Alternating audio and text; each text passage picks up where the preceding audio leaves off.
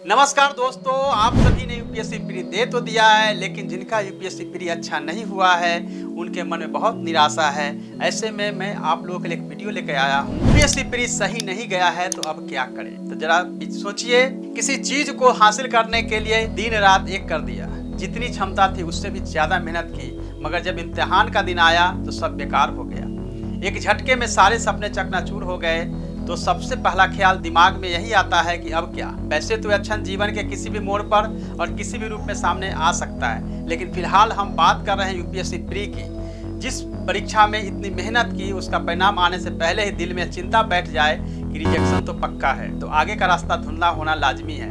लेकिन वो कहते हैं ना कि अंधेरा कितना भी घना क्यों ना हो, रोशनी की एक किरण ही उसे दूर करने के लिए काफ़ी है।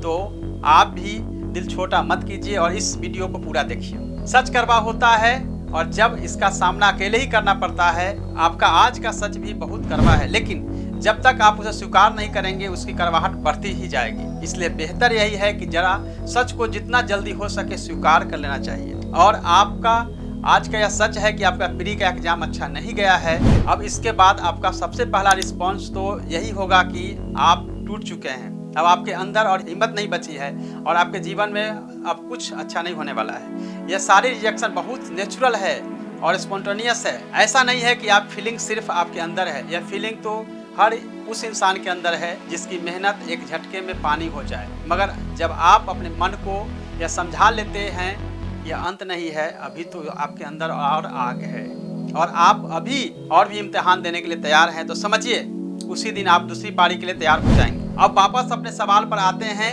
कि इस बार तो प्री अच्छा नहीं गया तो क्या करें। इसके लिए सबसे पहले आप अपने आप को आके, क्या आपके पास और तैयारी करने का समय है? क्या आप एक साल फिर से अपना एक साल तैयारी के लिए दे सकते हैं? क्या आपके अंदर उतनी एनर्जी बची है जितनी एक सिविल सर्वेंट बनने के लिए चाहिए? यदि हाँ तो बस सोचना क्या है, अपने आप को शाबाशी दीजिए और एक बार फिर लग जाइए तैयारी में। हाँ, तैयारी शुरू करने से पहले यह गलतियों का आकलन करना बेहद जरूरी है। इसके लिए सबसे पहले अपनी पिछली साल की रणनीति का आकलन करें और यह समझने की कोशिश कीजिए कि उसमें कहाँ लूपहोल्स रह गए। यदि रणनीति सही थी तो क्या आपकी अप्रोच में कोई गलती हुई है या फिर एग्जाम हॉल में कुछ ऐसा हुआ जिसने आपके पीछे धकेल दिया। गलती जहाँ भी हुई है उसे दुरुस्त कीजिए, लेकिन यह भी ध्यान रखनी है कि इस बार रेस से बाहर हो जाने के बाद अगले साल आपको शुरुआत जीरो से ही करनी पड़ेगी।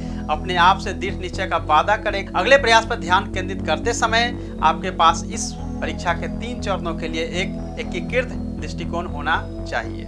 क्योंकि आपके पास अगले प्रीलिम्स के लिए काफ़ी समय होगा, क्योंकि नेक्स्ट ईयर होना है, इसलिए अगली अधिसूचना आने से पहले आपको प्रीलिम्स और मुख्य परीक्षा दोनों की तैयारी शुरू करनी। यदि परीक्षा ठीक न जाने के बावजूद भी कोई इंटरनेट पर कट ऑफ और प्रीलिम्स क्लियर करने की संभावना के बारे में चिंता करने में बहुत अधिक समय बिताना ठीक नहीं है। तो 2 से 3 महीने पूरी करने से बेकार हो जाएंगे और आपको पता भी नहीं चलेगा ये 60 से 90 दिन आपके अगले प्रयास में टॉपर बनाने में कितना महत्वपूर्ण है। याद रखिए कि अपनी असफलता से सीखने के बाद ही हम सफलता प्राप्त कर सकते हैं। पिछली प्रारंभिक परीक्षा में अनितुर्ण यानी कि आप फेल होने के बाद सिर्फ रैंक प्राप्त करने की कल्पना करें। आपको शायद यह एहसास नहीं है, मगर टॉप करने की यह भावना अद्भुत होगी और आपको मिलने वाली उपलब्धि की भावना अविश्वसनीय होगी।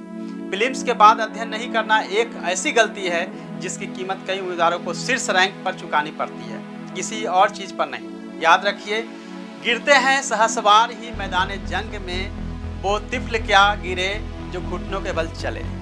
Thank you, all the best.